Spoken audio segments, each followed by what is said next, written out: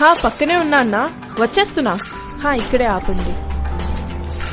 Hi అన్నా, ఎంతైందన్నా? 300 madam. 300? Book చేసినప్పుడు 220గా చూపించింది. ట్రాఫిక్ లో వెయిట్ చేసాం కదండి, చార్జెస్ పడతాయి. ఈ మధ్య ఇలా కూడా దోచుకుంటున్నారా? ఓకే అయిపోయింది చూడండి.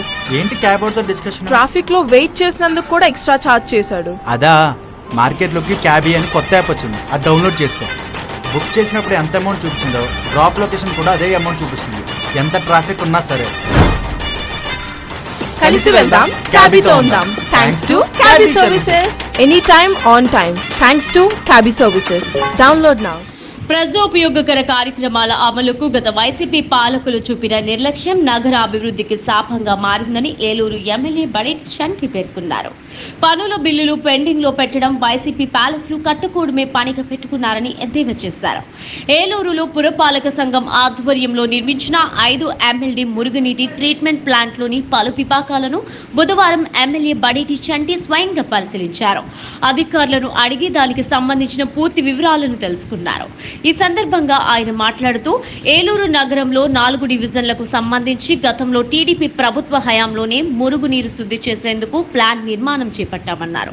అప్పట్లో 25 కిలోమీటర్ల పరిధిలోని గృహాలకు అందించాలనే లక్ష్యంగా తీసుకున్నామన్నారు. అయితే గత వైసీపీ ప్రభుత్వ హయాంలో నిధుల కొరత పేరుతో దాన్ని 16 కిలోమీటర్లకు తగ్గించారన్నారు. ఇప్పుడు మళ్లీ తాము దీనిపై పునరాలోచన చేశామని 35 కిలోమీటర్ల పరిధి వరకు విస్తరిస్తే దాదాపుగా 6 డివిజన్ల ప్రజలకు ఇది ఉపయుక్తంగా ఉంటుందనే ఆలోచన చేస్తామని వెల్లడించారు. ప్లాన్ ను త్వరితగతిన ప్రజలు అందుబాటులోనికి తీసుకొచ్చేందుకు కృషి చేస్తామని ఎమ్మెల్యే బడేటి చంటి హామీ ఇచ్చారు. ఈ కార్యక్రమంలో వివిధ హోదాలలో ఉన్న తెలుగుదేశం పార్టీ నాయకులు, ప్రభుత్వ అధికారులు పాల్గొన్నారు.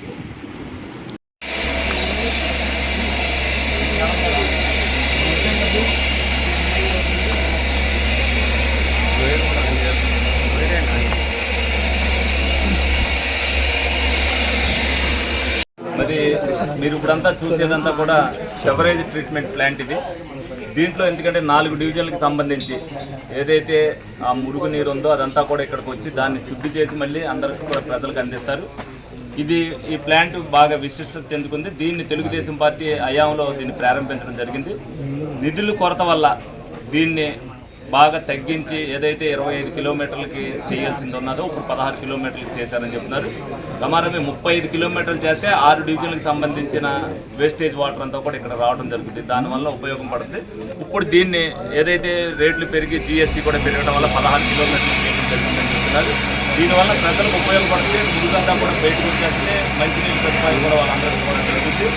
దీని మీద శ్రద్ధ పెట్టుకోకుండా వాళ్ళు ఇందాక ఎలాగైతే వైసీపీ ఆఫీసులు కట్టుకోవడానికి వాళ్ళ స్థలాలు పెట్టుకోవడానికి పెట్టారో ప్రజలకు ఉపయోగపడేటట్టుగా దీన్ని చేస్తే ఉపయోగపడేటట్టుగా ఉండేది.